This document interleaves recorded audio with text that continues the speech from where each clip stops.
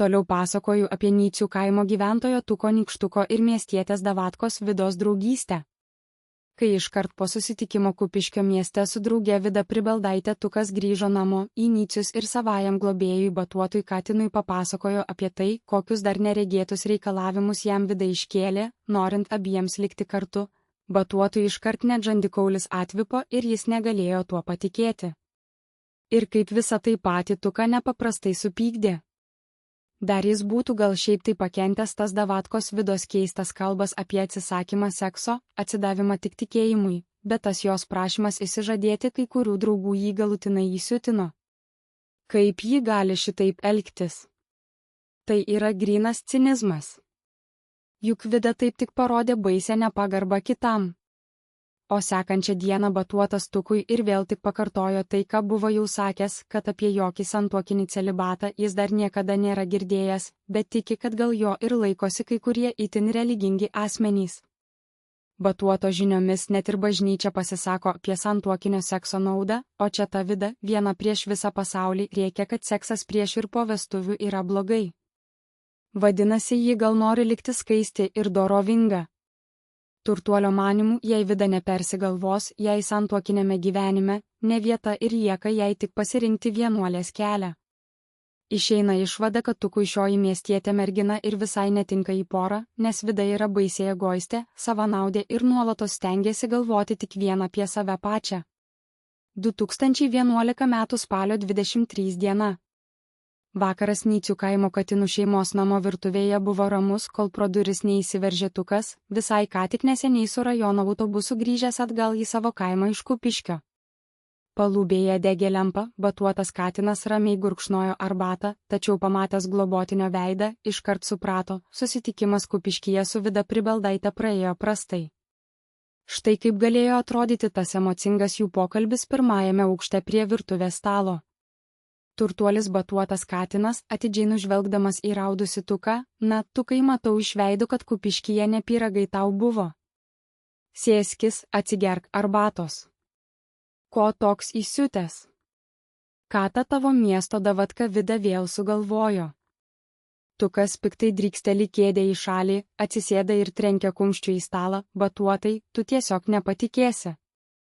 Man dar dabar rankos dreba iš pykčio. Žinai, kokias sąlygas ji man iškėlė, kad galėtume būti kartu. Man tiesiog protas nesuvokia.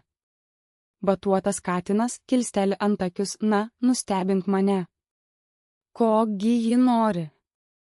Kad persikeltum į miestą ir pradėtum lankyti bažnyčią 3 kartus per dieną. Tukas giliai įkvepia, vos valdydamasis, kad tave kur velniai, jei tik tiek. Ji pareiškia, kad nuo šiol jokio sekso. Nei iki vestuvių, nei įsivaizduoji, nei po vestuvių. Pasakojo apie kažkokį visišką atsidavimą tik tikėjimui, apie kažkokią ten baltąją santuoką ar kokią. Batuotas katinas iš nuostabos jam tiesiog atvimpa žandikaulis, puodelis sustingsta ore, ką? Palauk. Tu rimtai. Jokio sekso po vestuvių.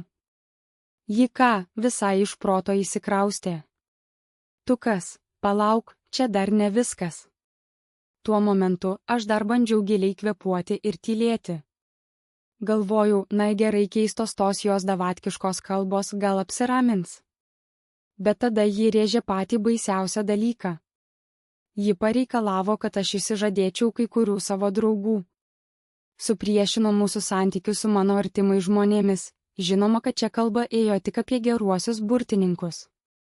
Batuotas katinas purtis galvą, vis dar negalėdamas patikėti, va čia tai jau viršūnė. Išsižadėti draugų? Tukas pašoka nuo kėdės ir pradeda vaikščioti po virtuvę, tai grynas cinizmas, Batuotai.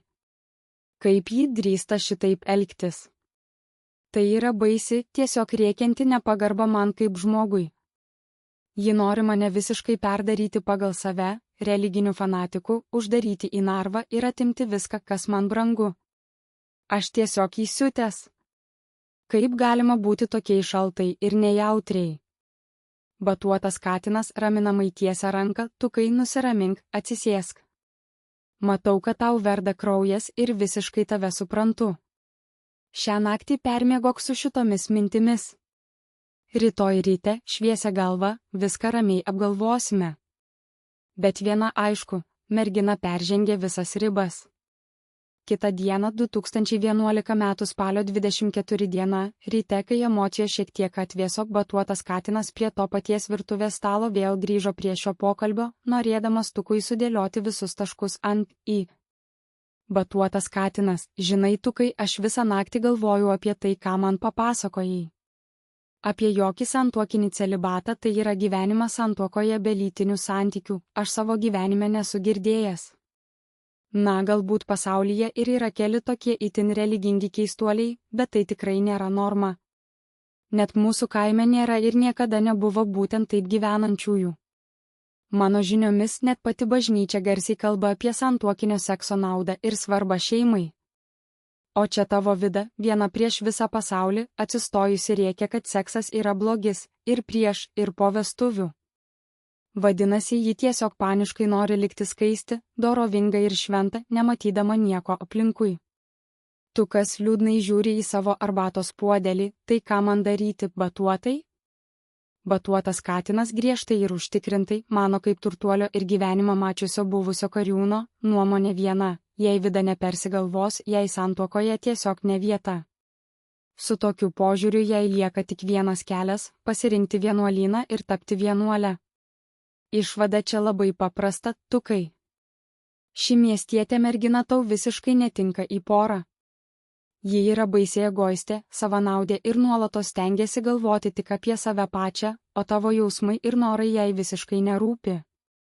Bėgtų nuo jos, kol nevėlu. Įsidėmėk šiuos mano garsiai pasakytus žodžius ir vykdyk juos. O Vida tai tegul lieka būti savo atskirame pasaulyje su visais savo pamėgtais draudimais ir su savo religiniu egregoru.